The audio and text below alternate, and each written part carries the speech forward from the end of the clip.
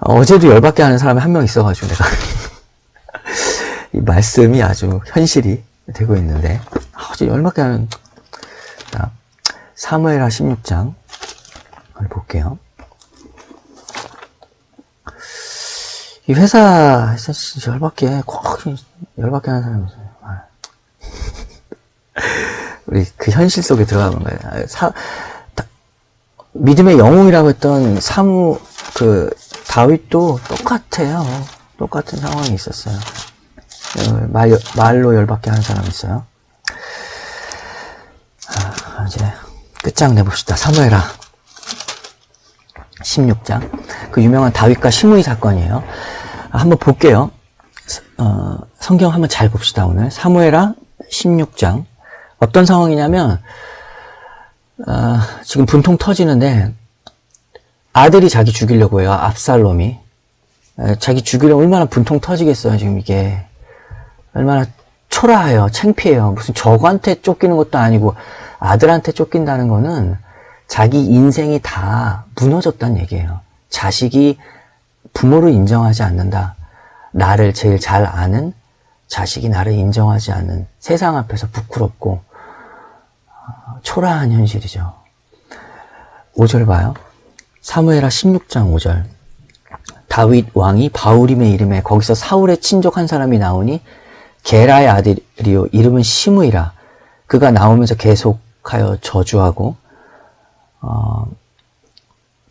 그리고 7절. 시므이가 저주하는 가운데 이같이 말하니라. 뭐라고 말하냐면, 피를 흘린 자여, 사악한 자여, 가거라 가거라. 사울의 족속의 모든 피를 여호와께서 내게로 돌리셨도다. 그를 이어서 내가 왕이 되었으나 여호와께서 나라를 내 아들 압살롬의 손에 넘기셨도다. 보라, 너는 피를 흘린 자이므로 화를 자초하였느니라 하는지라. 언덕 위에 올라가가지고 지금 다윗과 다윗의 군대가 지금 도망치고 있어요, 압살롬에게. 근데 거기서 돌과 먼지를 막 뿌리면서 백성이 왕한테 이렇게 말하는 거예요. 네가 네 스스로 초라한 거죠. 피 많이 흘렸잖아. 사울이라는 왕 뒤에 다윗이 왕이 되었잖아요. 근데 사울의 친족이죠. 그러니까 네가 사울 무너뜨려서 네가 왕 됐는데 결국 이거 뭐 그대로 표현이에요. 더 심한 왕한테 했던 표현인데 네 꼬라지를 봐라 이렇게 한 거예요. 정말 열받죠. 지금 아들한테 지금 하고 있는데 저 백성 아무것도 아닌 게 와가지고 조롱하고 먼지 뿌리고, 그리고 말한 걸 보면은 이게 진짜 아무것도 아닌 게 지금 자존심을 완전히 무너뜨리는 말이거든요. 그러니까 얼마나 이게 화가 나는 일이냐. 9절 봐요. 그 옆에 있던 장수 아비새가 뭐라고 하냐면, 9절. 스루야의 아들 아비새가 왕께 여짜오되 이 죽은 개가 어찌 내 주 왕을 저주하리까 청하건대 내가 건너가서 그의 머리를 베게 하소서 이래요. 죽은 개라고 표현하죠. 죽은 개라고. 저 아무것도 아니라는, 진짜 개와 같은 아무것도 아닌 게 저게 지금 저렇게 하고 있다. 그래서 그냥 죽여버리자. 왕한테 그렇게, 다윗한테 그렇게 얘기해요. 그러니까 그 옆에 있던 장군도 그 죽을 만한 그 말이 얼마나 그 교묘하게 파고들었는지, 진짜 막 끌어오르게 하는 말을 한 거죠. 아무것도 아닌 게, 지가 뭐 잘난 것도 없고, 이런, 진짜 이 상황이거든요. 다윗이 뭐라고 하나 보세요. 11절. 또 다윗이 아비새와 모든 신하들에게 이르되 내 몸에서 난 아들도 내 생명을 해하려 하거든 하물며 이 베냐민 사람이랴. 여호와께서 그에게 명령하신 것이니 그가 저주하게 버려두라. 혹시 여호와께서 나의 원통함을 감찰하시리니 오늘 그 저주 때문에 여호와께서 선으로 내게 갚아주시리라. 이렇게 말하죠, 다윗이. 지금 아들도 나를 죽이려 하는데 저 베냐민 사람, 사울에 속한 베냐민 사람을 어떻게 해야 되는가? 놔두라. 그리고 혹시 이것이 나에게 원통한 일이 되거든 하나님께서 갚아주실 것이다 라고 해요. 그런데 여기서 중요한 게 있어요. 멋있어 보이죠? 쿨하지. 그런데 이거는 하나님께 나의 분노를 맡긴 거예요. 그러니까 잘 봐야 돼요. 다윗이 화가 안 난 게 아니에요. 이건 누가 봐도 화날 일인데 자기의 분노를 하나님께 맡기는 거죠.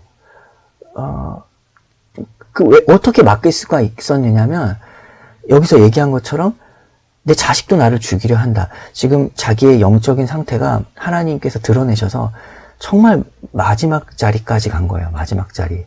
그런데 나 같은 사람, 이 일은 어떻게 벌어졌죠? 압살롬 왜 죽이려고 하죠? 바세바 범했잖아요. 그거에 대한 징계로서 여기까지 온 마지막 상황이에요. 그래서 나보다 높은 사람이 없어요. 저 사람이나 나나 똑같은 사람이다. 제가 그런 게 당연하지 않냐.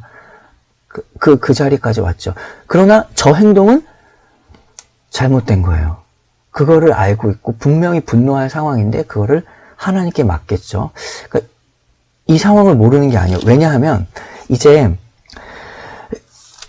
이 사건을 다윗은 기억하고 있어요. 그래서 솔로몬에게 유언을 할 때 시므이를 얘기해요. 바로 이 사람을.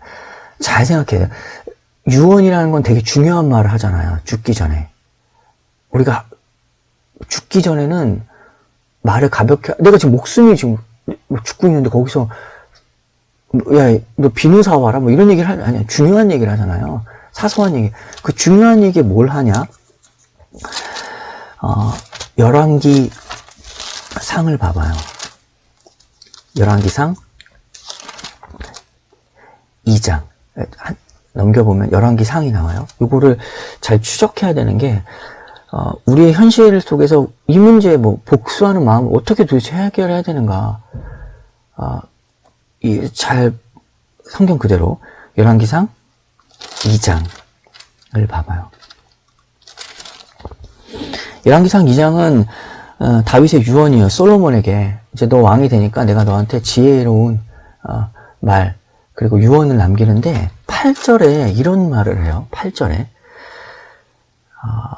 마지막에 하는 유언의 마지막 말인데 8절을 보면 바울임 베냐민 사람 게라의 아들 시므이가 너와 함께 있나니 그는 내가 마하나임으로 갈 때에 악독한 말로 나를 저주하였느니라. 그러나 그가 요단에 내려와서 나를 영접함으로 내가 여호와를 두고 맹세하여 이르기를 내가 칼로 너를 죽이지 아니하니라 하였노라. 그러나 그를 무죄한 자로 여기지 말지어다. 너는 지혜 있는 사람이므로 그에게 행할 일을 알지니 그의 백발이 피 가운데 스올에 내려가게 하라. 그러니까 이거는 그냥 하나님께 맡겼기, 다윗이 그때 시므이를 용서한 것처럼 보이는 이 행동들은 그가 죄가 없다라고 한 게 아니에요. 쿨하게 넘어가. 자기의 그 성격으로 쿨하게 넘어간 게 아니라 그 사건은 분명히 하나님 앞에서 죄라는 사실을 알고 있었고 그래서 솔로몬에게 죽기 전에 이야기를 하죠. 그를 무죄한 자로 여기지 말아라. 그거는 하나님의 자녀에게 그렇게 말했던 것은 그건 죄가 있는 행동이었다. 기억하라.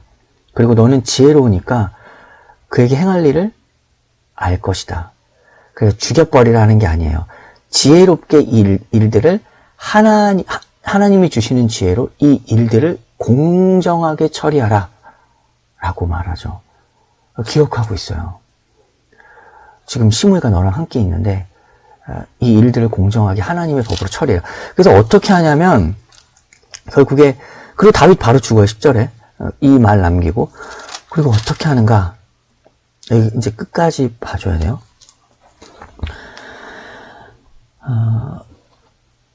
36절 봐요.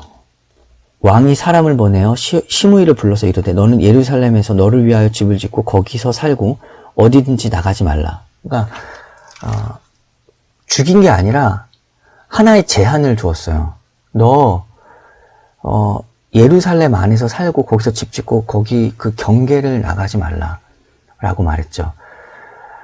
그러니까 열받아서 죽여버린 게 아니라 어떤 제한을 두고 법을 주었단 말이에요. 질서를 주었단 말이에요.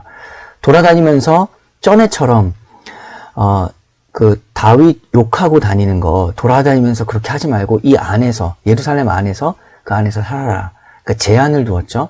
그러니까 다윗에서 했던 것처럼 나한테 하면 안 된다. 그렇게 돌아다니면서 네가 사울의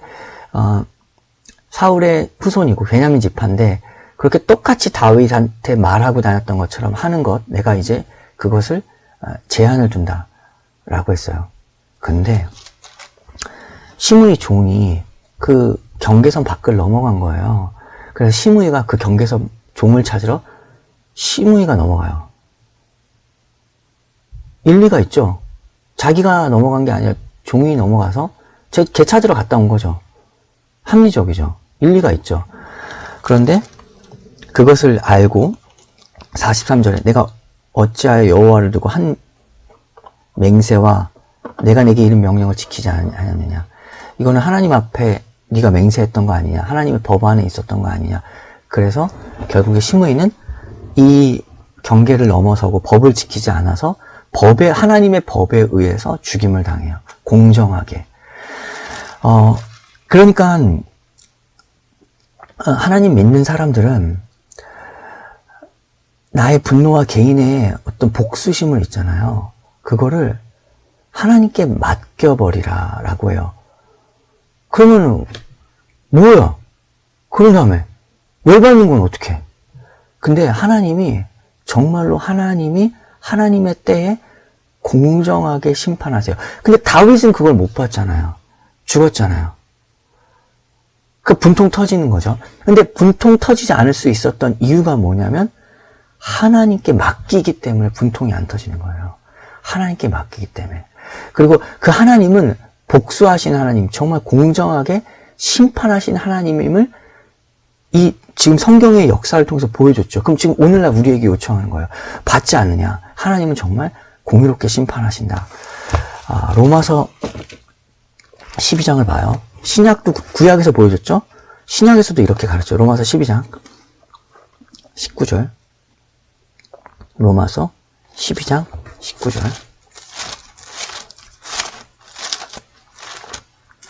아주 중요한 오늘 말씀이죠. 특히 이제 성격이 다 다른데 나같이 이제 앞에서 말을 못하는 그런데 열은 받고 있어서 은근히 복수하는 거 좋아하는 고민 많이 한 거야, 수연아. 하나님께 맡기는 게 쉽지가 않아. 난 쿨하지 않아. 로마서 12장 19절. 주님께서 이렇게 우리에게 말씀하세요. 내 사랑하는 자들아. 이게 벌써 이 말이 위로가 있죠. 내 사랑하는 자들아. 이거는 명령이 아니라 정말 애타게 권고하는 거예요. 이렇게 생각해줘라. 이렇게 생각하라. 내 사랑하는 자들아. 너희가 친히 원수를 갚지 말고 하나님의 진노하심에 맡기라. 기록되었을 때 원수 갚는 것이 내게 있으니 내가 갚으리라. 주께서 말씀하시니라. 이 말의 그 마음을 느껴보세요. 사랑하는 자들아 왜 이렇게 열받는 거예요.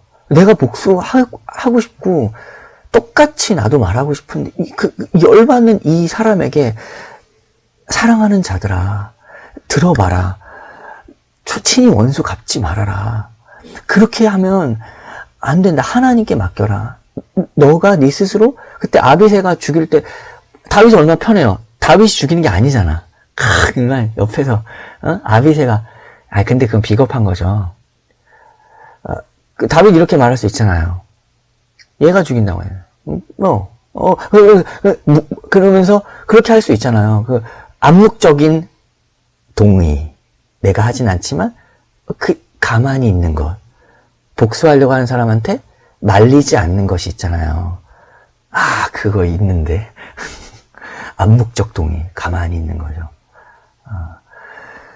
그런 상황 속에서 비겁하지 않았던 거예요, 다윗은. 자기 부하가 죽이는 건 결국 자기가 허락한 건데, 비겁한 자세를 취하지 않고 하지 말라고 했죠. 하나님께 맡겨라. 암묵적 동의도 하지 말아라. 하나님 말씀, 사실이다. 원수 갚는 것이 내게 있으니 내가 갚으리라. 그럼 어떻게 하라는가? 내가 갚을 테니까, 그러면은 너는 어떻게 해야 되는가? 내 원수가 줄이거든, 먹이고, 목마르거든, 마시게 하라. 그리함으로 내가 숯불을 그 머리에 쌓아놓으리라. 이것이 주님이 원하시는 것이다 라는 거죠. 숯불을 머리에 쌓는다는 건 뭐예요? 이스라엘 백성들은 이 경험, 숯불을 머리에 쌓는 경험들이 되게 많았어요. 왜냐하면 오늘날은 요리하려면 가스레인지 키면 되죠. 그 당시 때 가스레인지가 어디 있겠어? 인덕션이 어디 있어요? 그죠?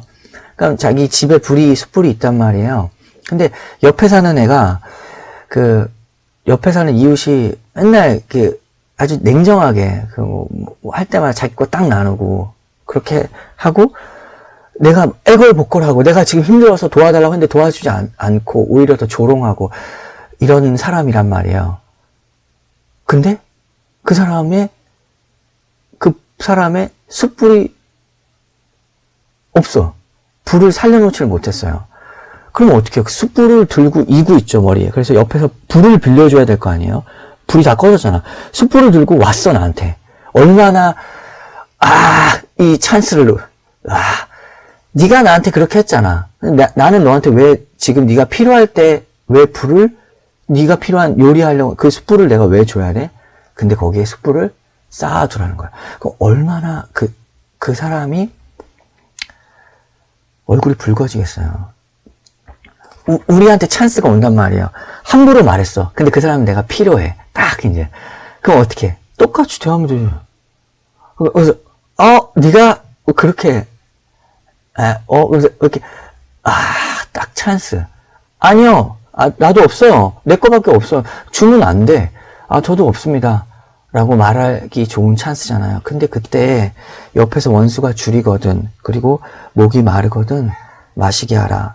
내가 숯불을 거기다 쌓아주어라. 그 사람 살 수 있게 쌓아주어라. 먹을 수 있게 불을 살려줘라. 라는 거죠. 이것이 하나님이 우리에게 원하시는 거라는 거예요. 근데 이거 못해요, 사람의 힘으로. 어떻게 하느냐? 하나님께 맡기는 것. 그러니까 믿음으로만 이걸 할 수가 있어요. 믿음으로 안 하면 해주고 나서 일단 줄 수는 있어. 근데 즐기는 거지. 주고 나서 사실은 용서라는 복수를 하는 거죠. 용서라는 사람의 지혜로 용서라는 최고의 복수를 하는 우위를 점령하는 그런 것 다 사람의 지혜고, 오직 어떻게 하냐면 믿음으로만 이 일을 할 수가 있어요. 하나님께 맡길 때만 이 일을 할 수가 있다라는 거죠.